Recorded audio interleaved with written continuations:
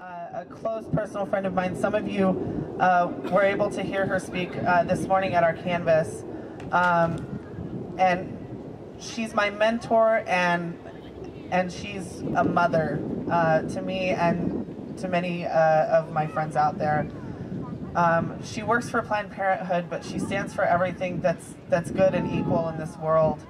And every time I look at myself and see how tired I am from spending 14 hours at my office trying to fight for equal rights, and I look at how exhausted I become and how exhausted I am after helping organize this event, I look to her and I find strength, because she works 5 days a week at a job that requires her to work for women's health and for the health of our entire community. And then she comes out on the weekends and she canvasses with Equality California and the gay community. And then she canvasses with candidates that are extremely important to her, and their election is extremely important to our success as a community. And she does this tirelessly, and a lot of times thanklessly. And so I would like to introduce my close personal friend, mentor, mother, activist extraordinaire, Patsy Montgomery. Woo!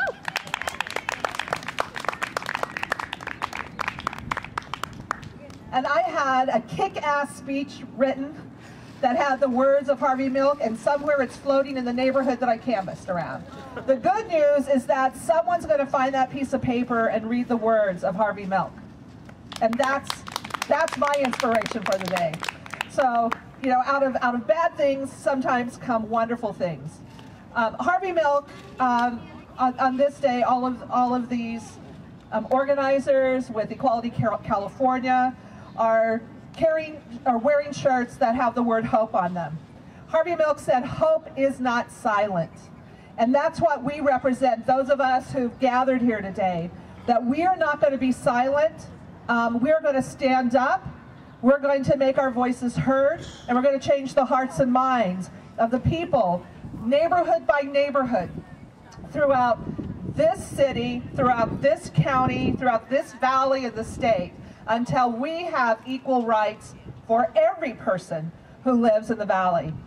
You all need to thank yourselves, give yourselves a pat on the back for taking the time to have those conversations. And if you weren't able to be out here earlier today, then you should think about who are you going to call the next family gathering you have. Talking to that parent, talking to those cousins, talking to your neighbor, making sure they understand your story and why this issue is so important. If you are not a member of the gay, lesbian, or transgender community, your voice is equally important to theirs. You need to tell your story, why you, as a person who already has equal rights, stands alongside and works and fights for the rights of others. Harvey Milk talked about during the times when he was elected in 1977, the world and the United States was, especially in California, was not a lot different than it is today in some respects. They were facing a drought. They had these hate mongers like Anita Bryant, who was, you know, trying to mobilize the country and people within the state against our gay and lesbian transgender brother and sisters. And he stood up for him, and he was elected in 1977. And what he said was he hoped his wouldn't be the last struggle. He wouldn't be the last person who was elected who was a member of the gay community. And today in California, we have John Perez, who is the first openly gay Speaker of the Assembly in California. Woo! We need to pat ourselves on the back for having as California's the insight to elect someone like him. And he comes from our LA brothers and sisters, but that he's going to be leading the budget battles in the state that protects access to health care, that protects access to safety net services for all Californians, no matter what their orientation is. That shouldn't be the end. The numbers that we have of people who are openly gay or lesbian who are elected into office are very few and far between. We need to make sure there are more. We need to make sure that those young people who are here know that they can aspire not just to marriage, but they can aspire to be on the school board. They can aspire to be on the city council, on the board of supervisors. They can aspire to be the next speaker of the assembly or speaker of the House of Representatives. We need all of our voices, and we need to make sure that we elect more people so that we have equality and parity in our elected offices, and that we have people who are thoughtful about the challenges that they face. Harvey Milk did that. He stood up. He ran a lot of times until he finally got elected. He didn't give up. And that's what we can't do. We can't give up on marriage equality, and we can't give up on getting the right people elected. Unfortunately, we don't have right now those leaders locally who are standing up to be elected, but we do have people who are supportive of the gay and lesbian community and transgender community. They're supportive of equality. And we need to get out, just like we were out this morning, and we need to get out and help them get elected. You can see me after my speech if you're interested. But I want to leave you with the thought of my mentor. Scotty talked and has honored me with calling me his mentor. My mentor is a woman named Dolores Huerta. Dolores is a co-founder of the United Farm Workers Movement. She's 80 years old this year. She is tireless in her work. She is the mother of 11 children, every single one of them her choice.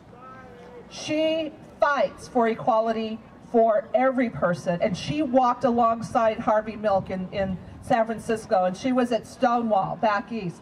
She understands what those struggles are. Her and Cesar Chavez were right alongside the gay and lesbian and transgender community back when Harvey Milk was starting out. And Dolores is still marching and fighting for those same equal rights. I was with her a couple of weeks ago in Visalia, and she had just left Washington, D.C. that morning at 4 a.m. And at 6 o'clock that night, she was at a meeting in Visalia with some young activists. Meeting right alongside everybody else. The night before, she was with Labor Secretary Hilda Solis. The Saturday before, she was with President Barack Obama. And the week before, she had met with former President Bill Clinton, and here she was on a Thursday night in Visalia, California, with some young Latina activists talking about how do we organize for equality and equal justice. And she's 80 years old. So if she can do it, so can I. If she can do it, so can each of you. When you're tired, pull yourself out of bed and start knocking on doors, start having conversations, and let's change this world around. Okay? Thank you for being here on the first Harvey Milk Day.